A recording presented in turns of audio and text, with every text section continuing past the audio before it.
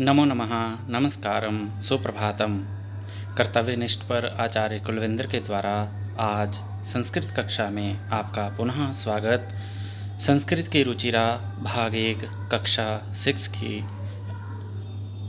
पाठ 1 को हम प्रश्नोत्तर आज करने जा रहे हैं। तो इन प्रश्नोत्तरों का हम अच्छे से अभ्यास करें, जिससे हमें इन प्रश्नों का उत्तर अपनी लेखनी पर, अपनी पुस्तिका पर लिखने में आसानी हो।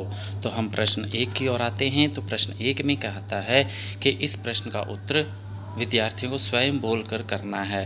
यानी वहाँ पे जो शब्द दिए गए हैं उन शब्दों का उच्चारण प्रत्येक छात्र अच्छे से करेगा, जिससे आपका हिंदी का वाचन या संस्कृत के शब्दों का वाचन अच्छा होगा।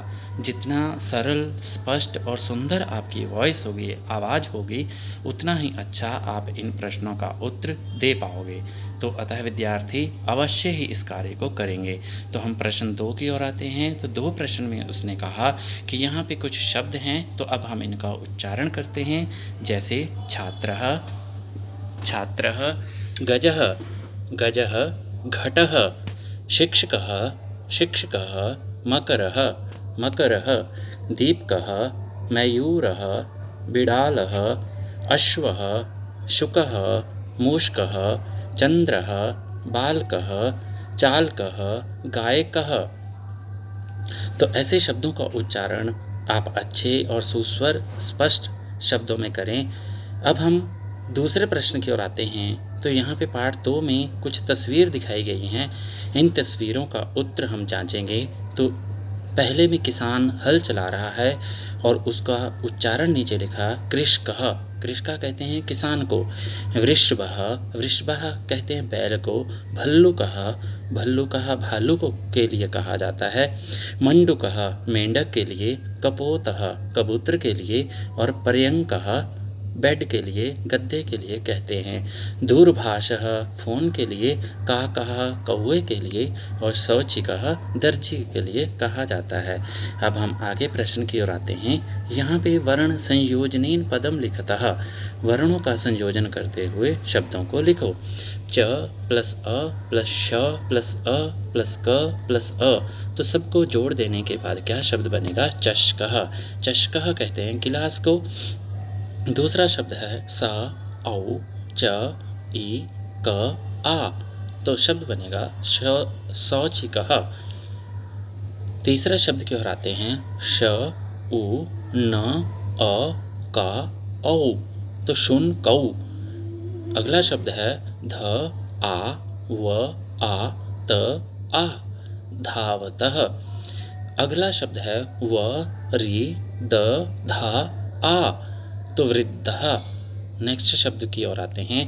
तो ग आ य अ न त ई, सबको मिला देने के बाद गायन्ती शब्द बनता है। तो ये हमारा उत्तर होगा।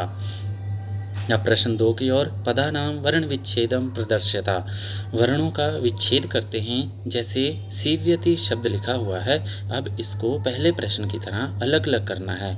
तो सीव्यति में स प्लस ई, व्य में कोई स्वर नहीं है तो वह अकेला आएगा।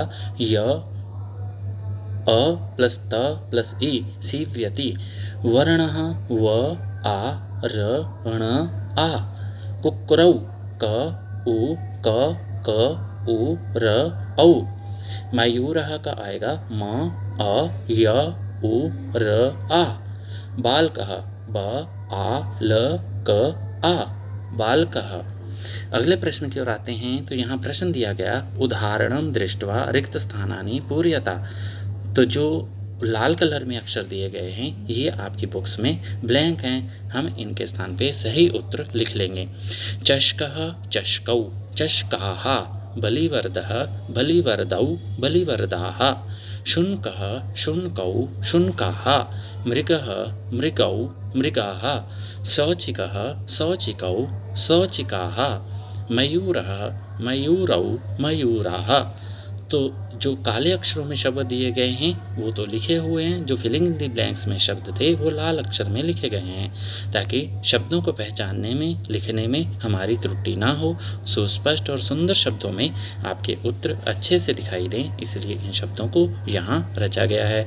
अब प्रश्न 4 की ओर आते हैं। तो यहाँ कहता है चित्राणी दृष्ट्वा, चित्र को देखो और इनके संस्कृत शब्दों को लिखो। तो पहले में हाथी की आकृति दिख रही है, इसको संस्कृत में कहते हैं गजह, गजह। कौवे को कहते हैं काकः और चंद्रमा को कहते हैं चंद्रः। ताले को कहते हैं तालः और रिछ को कहते हैं ऋक्षः। तो बिड़ालः कहते हैं बिलाव को, बिल्ली को। ऐसे ही शब्दों का उच्चारण पुनः अभ्यास के द्वारा करते रहें, जिससे कभी भी हमें इन शब्दों का संस्कृत शब्द परीक्षा में, जांच में, पहचान में हम लिख सकें और अच्छे से इनका उच्चारण कर सकें। यहाँ प्रश्न 5 की ओर आते हैं। कहता है चित्रम दृष्ट्वा उत्तरम लिखता। तो यथा जैसे बालकः किम करोति, तो डैश दिया गया, बालकः पठति। अश्वौ किम कुरुतः, तो इसके स्थान पे हमने लिखा अश्वौ धावतः। तो अश्वौ जो शब्द है वो इसका आंसर है। सामने तस्वीर में 2 घोड़े दिख रहे हैं, तो 2 घोड़ों को अश्वौ कहते हैं। बालकः एक है तो बालकः एक वचन का आएगा। कुक्कुराः किम कुर्वन्ति, तो तस्वीर में दिख रहा है कुत्ते भौंक रहे हैं, तो संस्कृत में हम लिखते हैं कुक्कुराः भुक्कन्ति।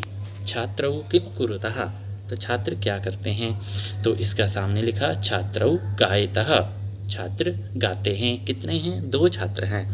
कृषकः किम करोति, कृषकः क्षेत्रम कर्षति, किसान खेत को जोतता है।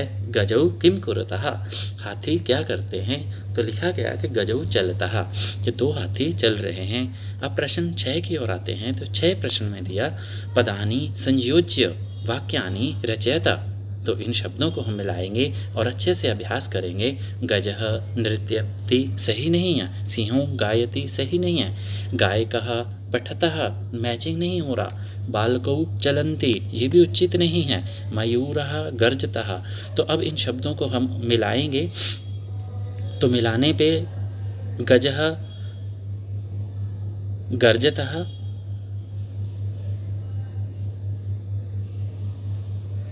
मयूरः नृत्यन्ति, गायकः गायति, बालकौ पठतः, सिंहौ गर्जतः और गजाः चलन्ति के साथ इसका उत्तर आएगा। जैसे यहाँ नीचे प्रश्न 7 में फिर से दिखाया गया है कि मंजूषात, मंजूष में पदों को चिन्ह करके रिक्त स्थानों को भरो। तो नृत्यन्ति, गर्जतः, धावती, चलतः, फलंती और खादती, इन शब्दों को नीचे रिक्त स्थान में भरना है। तो रिक्त स्थान में लाल अक्षर में हमने शब्द भरे हैं, तो आप अपनी पुस्तक के जो खाली स्थान हैं वहाँ पे इनको लिख लेंगे। तो मयूरः नृत्यन्ति, गजौ चलतः और वृक्षः फलन्ति, सिंहो गर्जतः, वानरः खादति, अश्वः धावति। तो ये शब्दों का उचित क्रम से उत्तर जो है आप अपनी कॉपी पे स्वतः ही लिख लेंगे। अब प्रश्न 8 की ओर आते हैं। तो यहाँ कहा गया मंजूषात पदम चित्वा रिक्त स्थानानि पूर्यता। इन शब्दों के स्थान पे सर्वनाम शब्दों को लिखना है। जो सर्वनाम शब्द क्या होते हैं, जो संज्ञा के स्थान पे प्रयोग किए जाने वाले नाम, स्थान, वस्तु के नाम ना लेकर के इनके स्थान पे इशारे से जो बात कही जाती है वो सर्वनाम शब्द होते हैं। गजः चलन्ति, तो क्या कहेंगे सर्वनाम में, ते चलन्ति वे सब चलते हैं। छात्रौ पठतः, तो क्या लिखा गया, तौ पठतः वे दोनों पढ़ते हैं। तौ का मतलब होता है वे दोनों। वानरः क्रीडन्ति, तो ते क्रीडन्ति। गायकः गायति, सः गायति। मयूरः नृत्यन्ति, ते नृत्यन्ति। तो ऐसे शब्दों का हम उच्चारण सुस्पष्ट और सुंदर शब्दों में अपनी कॉपी पे, बुक पे लिखेंगे, जिससे हमारी परीक्षा से संबंधित अभ्यास आएगा। आपको ये वीडियो कैसी लगती है, आप इस वीडियो के बारे में अच्छे से कमेंट कर सकते हैं। और भी उपयोगी वीडियो प्राप्त करने के लिए हमें सुझाव दें। आपका सुझाव हम हमेशा सुधार करेंगे। कर्तव्यनिष्ठ पर संस्कृत अध्ययन के लिए धन्यवाद। पुनः मिलामा कर्तव्यनिष्ठ पर कुलविंदर जी के द्वारा आपका पुनः धन्यवाद।